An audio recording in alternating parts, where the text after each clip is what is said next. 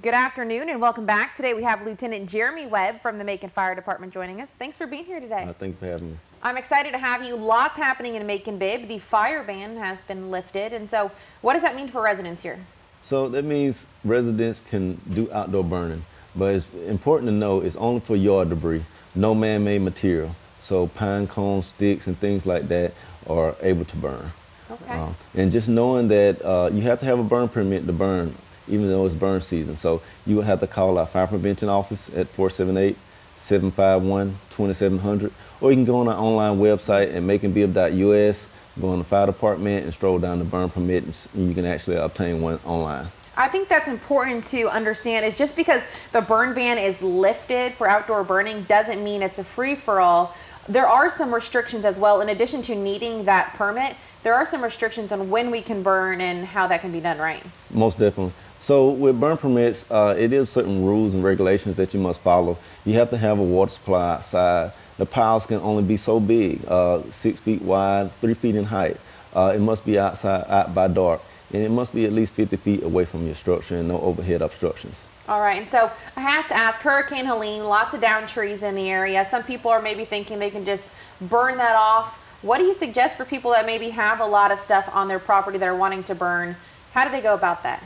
Definitely, like I said, don't exceed the height or the width of the pile. No huge piles. You must not leave it unattended. So definitely, it's okay to burn, but definitely follow these rules and regulations. Have it out by dark, and there's no burning on Sundays. Okay, and so I have to ask, why is it so important? I mean, the burn ban is lifted, but why is it still important that we're following all these rules if the ban is lifted? It's very easy for fire to get out of control. And on certain days, winds are very high. On those days where wind exceeds over 10 miles per hour, we won't issue burn permits. So it's very important to follow these rules and regulations so the fire don't get out of hand and it don't cause structural damage or damage to your neighbor's properties. Okay, and so typically right now we're in the season where people are having a lot of bonfires, they're having a lot of fires in general. What advice do you want to give these people who are getting ready? I mean, it's October, everyone's outside, they're burning things. What do you want to tell them? Definitely follow these rules. For special agricultural type burns, you definitely want to call our fire prevention office. We have to kind of put our eyes on those type things before issuing a permit. So definitely give us a call, 478-751-2700. Or like I said, go on our website. We have a list of rules and regulations to follow. We want to give out these burn permits, but we want our residents to be safe. All right. And so I know you talked about making sure they have a bucket of water ready to go. They have these precautions in place. But what happens if something does happen? The fire gets out of hand, they call you. What steps should they be taking? Is it just simply make a phone call, or what do you recommend for people? Definitely, if you feel the fire is getting out of hand, call us immediately so we can get there. Before it gets too far. Definitely, right. Before it gets too far gone. Many instances, we have residents that try to put it out or extinguish it on their own. Definitely give us a call. Okay.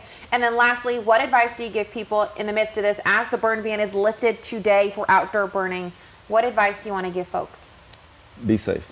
Okay. Be safe. Follow these rules and be safe. All right, because it also is protecting not only themselves, but their community. Definitely. Okay, so there is a full list, and you can go on our website, 41nbc.com. We'll have them. Now, burning is permitted October 1st through April 30th, but of course, there could always be some stipulations in there, so like we had talked about. But if you want to find out what those stipulations are, how to obtain a burn permit, head on over to our website, 41nbc.com. Thank you so much for being here today. Thank you for having me. All right, we'll have that full story on our website. Make sure you stick with us. We'll have weather and news after the break.